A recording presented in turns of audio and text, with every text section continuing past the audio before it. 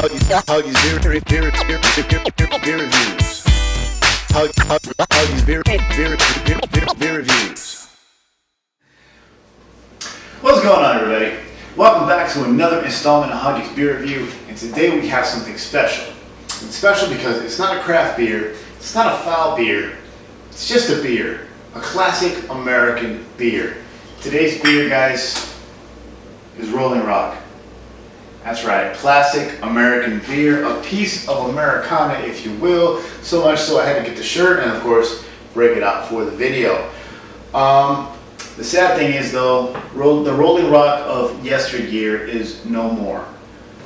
This is not the Rolling Rock that you guys grew up on. You know, for those of you who, you grew up drinking Rolling Rock, or maybe your dad, used to drink Rolling Rock. This is not the same beer.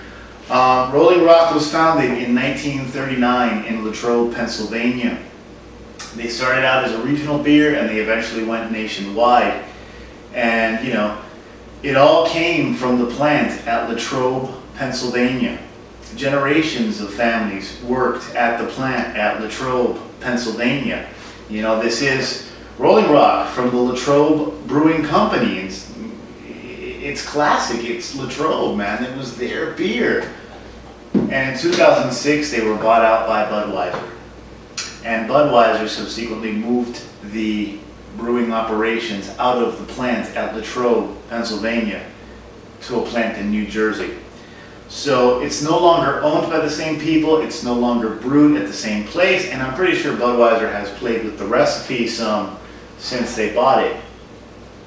Matter of fact, the pledge of quality on the beers used to be, from the glass-lined tanks of old Latrobe, we tender this premium beer for your enjoyment as a tribute to your good taste.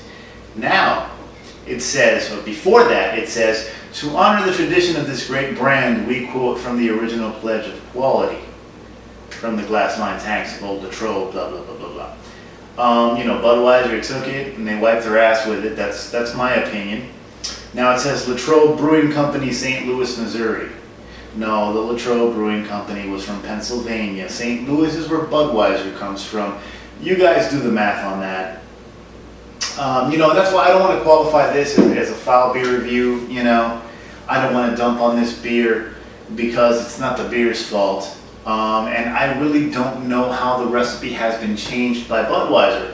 All I know is that Anheuser-Busch bought these guys out, moved the brewing operations, closed the plant in Latrobe, and this is the current product, an Anheuser-Busch product called Rolling Rock. So, for all you guys who grew up on this, or your dad drank this, or whatever the case is, I'm sorry to be the guy to break the bad news, but this is no longer the same beer. This is now an Anheuser-Busch product, and I read somewhere that actually Anheuser-Busch is looking into selling the brand. I don't know how that's playing out, but that's what I read. But hopefully they do sell it, and it'll go to a company that'll actually, treat it with more respect, because this is, 1939, guys, Rolling Rock. I grew up hearing about this beer, and this is just a little classic piece of American brewing beer history, and it's a shame that, Bud, again, bought it and wiped their ass with it. But I've never had it. So I figured I'd do the review, I'd share it with you guys, and I'll see what it's like, or at least what the current recipe is like. I break out my Samuel Adams sensory glass. I figure it might enhance the flavor a little, try to bring it out as much as possible. And before we crack it open, I do want to do this, and that's check Beer Advocate. Just to kind of see what the general consensus is. And Rolling Rock Extra Pale receives, out of 643 reviews, a C-. And the bros, the guys who run Beer Advocate, give it a C. And that's it's categorized as an American adjunct lager, 4.6% alcohol by volume. So again, a light beer, I don't expect a lot of flavor, I don't expect a lot of anything, it's not heavy on the alcohol, it's just a very simple little beer. And it's a twist off. And you can look at the little Rolling Rock cap there. I'll be keeping one of those for the collection with the magnets. So let's get right to it. Alright. Let's see what Rolling Rock is all about. And it is smoky, so that's always good.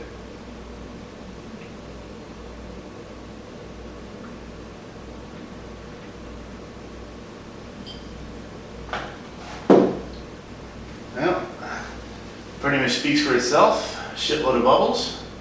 I mean, a shitload of bubbles, you know, a lot of active carbonation, and very little head.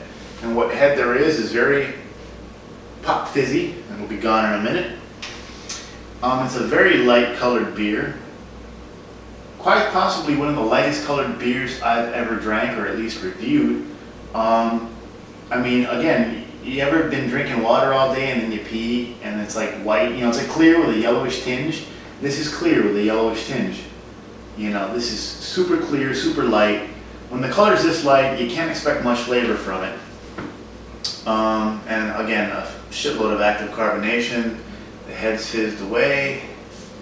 It looks like a light beer, you know? And it smells like a light beer. Typical American adjunct lager, you know, adjuncts are stuff like corn and rice, stuff they throw in there to cut the cost and, you know, cut the flavor. And it smells like that, but it's not like, there's some beers that have like this corn cooked veggie smell that's like really strong and really nasty and really unappealing. This, while it has a bit of that smell, it's not very strong, so it doesn't turn you off from the beer.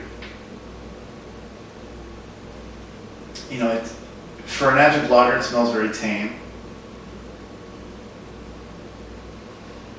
And I guess there's not much more to say, but just to dig in and see what it tastes like, right?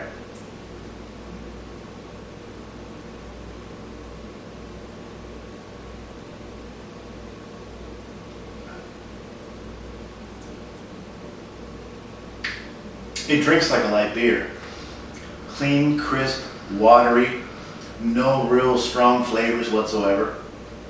That corn flavor, adjunct flavor is there, but again, it's mild. And there is kind of an undercurrent of like a sweetness that I can't put my finger on exactly what it is. I don't know if it's maybe the malt combination or malt extracts that they use. But there is kind of like a sweet undercurrent, which is slightly pleasant. It's not a bad thing. And the finish, again, is very crisp. You know, no strong flavors, just crisp, you know, carbonation, crisp, cleansing on the way down. I mean, it's refreshing. It's a clean, refreshing, light beer. And just going off of looks and taste, even though nowhere on here does it say it's a light beer, or do they try to sell it as a light beer, I would consider this damn near a light beer. There's not a lot going on here.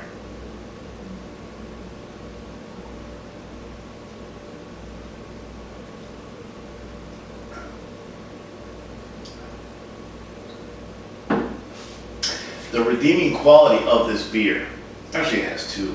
One, this 6-pack cost me $5.39, I believe, which is pretty cheap, all things considered. And it's easy to drink. If you've been working outside, cutting the grass, whatever, you know, hot summer day, you're thirsty, you can pound all 6 of these fuckers. You really can. Because there's no inoffensive flavor, there's nothing stopping you. It's a very light body, it's crisp, it's refreshing, no offensive flavors, so that's good. So it's cheap and it's easy to drink. So if you were drinking Rolling Rock all your life, or your dad used to drink the stuff, or whatever the case is, and you still drink it on occasion, and you drink it as a crisp, refreshing beer, maybe something to buy a 12-pack and get drunk off of, maybe something to kill a 6-pack while you cut the grass or work on your car. On that note, it's still worthy. As far as a beer with a lot of flavor, a beer that has something to offer, no. I wish I could go back and review the original Rolling Rock when it was owned by Latrobe and coming out of Latrobe, Pennsylvania. That would be really cool. I'd love to see how that tastes in comparison to this. Sadly, I don't have a time machine. So I'll just have to, rate it and judge it on what it is now, which is an Anheuser-Busch product. And as far as that goes, it's just like I said, inoffensive, easy to drink, it's a lawnmower beer, and that's about it. So, another piece of Americana, guys. I got a few more of these classic American beers that I want to drink and review and share with you guys. So I'll be bringing you those. And again, I'm sorry if I brought you the bad news that Latrobe's beer is not Latrobe's beer anymore. But, it is what it is, and it happens all the time, sadly. So on that note, I won't rate this beer. I'll just say, I'll repeat the same thing. It's an easy drinking, inoffensive, light beer. And in situations where you need a beer like that, this one really fits and the price is pretty good. So with that said, I'll be out of here. I'll have a few more of these and start cooking, I guess. I don't know. It's Saturday. I'll see what I do. But anyways, thanks for joining me, guys. Thanks for sharing a beer with me, and stay tuned. There's a lot more coming. So not much more to say. Just cheers. Take care.